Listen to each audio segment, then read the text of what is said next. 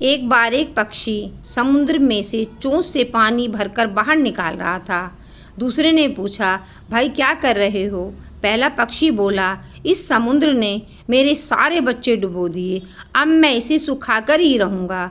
दूसरा पक्षी बोला, भाई तुमसे यह समुद्र नहीं सूखेगा, तुम बहुत छोटे हो, तुम्हारा सारा जीवन लग जाएगा। पहला बोला, मुझे सलाह नहीं, साथ दो।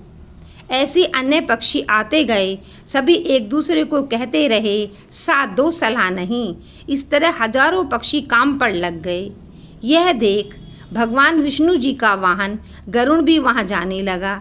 भगवान बोले, तुम वहाँ जाओगे तो मेरा काम रुक जाएगा और तुम पक्षियों से तो समुद्र सूखेगा नहीं। गरुड़ बोले, प्रभु साथ चाहिए, आपकी सलाह नहीं। फिर क्या, जैसे ही विष्णु भगवान आए समुद्र सुखाने, समुद्र डर गया और उसने उस पक्षी के सारे बच्चे लौटा दिए।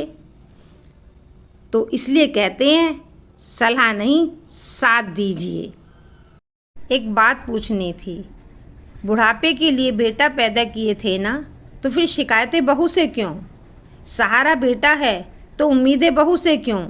पाल पोस कर बड़ा उसे किया, नाम उसका आगे बढ़ाया, पर सेवा की बारी आई तो उंगली बहू पर उठाया।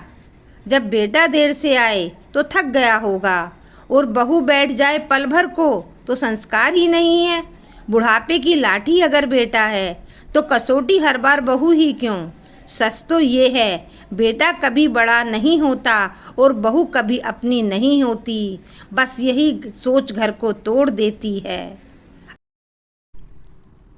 दुनिया में हर चीज़ से बड़ी एक ताकत होती है।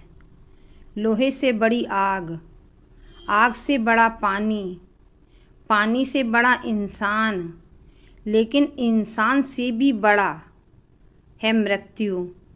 फिर भी एक शक्ति ऐसी है जो मृत्यु से भी बड़ी मानी गई है, वो है भक्ति।